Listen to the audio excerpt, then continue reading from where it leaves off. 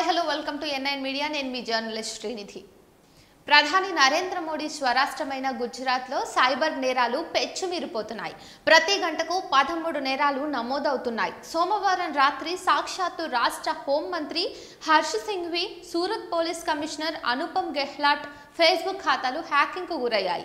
దీనిని బట్టి ఆ రాష్ట్రంలో సైబర్ నేరాలు ఏ స్థాయికి చేరాయో అర్థం చేసుకోవచ్చు. రాష్ట్రంలో గత సంవత్సరం 1,21,701 సైబర్ మోసాల కేసులు నమోదయ్యాయి. ప్రతిరోజు 333 కేసులు వెలుగు చూస్తున్నాయి. ఈ నేరాల కారణంగా గత సంవత్సరం రాష్ట్రం 650 కోట్ల మేర ఆర్థికంగా నష్టపోయింది. 20 ప్రముఖుల ఫేస్బుక్ ఖాతాలు హ్యాక్ కావడంతో రాష్ట్ర సైబర్ నేరాల విభాగం రంగంలోకి దిగింది, విచారణ ప్రారంభించింది. హోంమంత్రి సంఘవి సామాజిక మాధ్యమంలో స్పందిస్తూ, నా పేరుతో ఓ ఫేస్బుక్ ఐడి చక్కర్లు కొడుతోంది. మోసగాడి నుండి మీకు ఏదైనా సందేశం వచ్చినా లేదా అభ్యర్థన వచ్చినా స్పందించవద్దు, వెంటనే ఫిర్యాదు చేయండి అని కోరారు.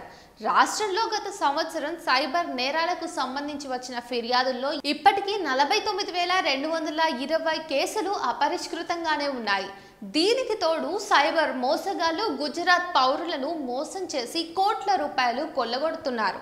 కాగా ఫేస్బుక్ ఖాతాల హ్యాకింగ్ పై కాంగ్రెస్ ప్రతినిధి హిరేన్ బంకర్ స్పందిస్తూ గుజరాత్ ప్రభుత్వంపై విమర్శలు సంధించారు. డిజిటల్ బందిపోట్ల దాడి నుంచి హోంమంత్రికే రక్షణ లేకపోతే రాష్ట్రంలోని సాధారణ పౌరులకు భద్రత ఎలా ఉంటుందని ప్రశ్నించారు. వనరుల కొరత కారణంగానే ఆన్లైన్ కుంభకోణాల ఆర్థిక నేరాలు జరుగుతున్నాయని అంటూ గుజరాత్ లో కేవలం 14 సైబర్ క్రైమ్ పోలీస్ స్టేషన్లు మాత్రమే ఉన్నాయని గుర్తు చేశారు.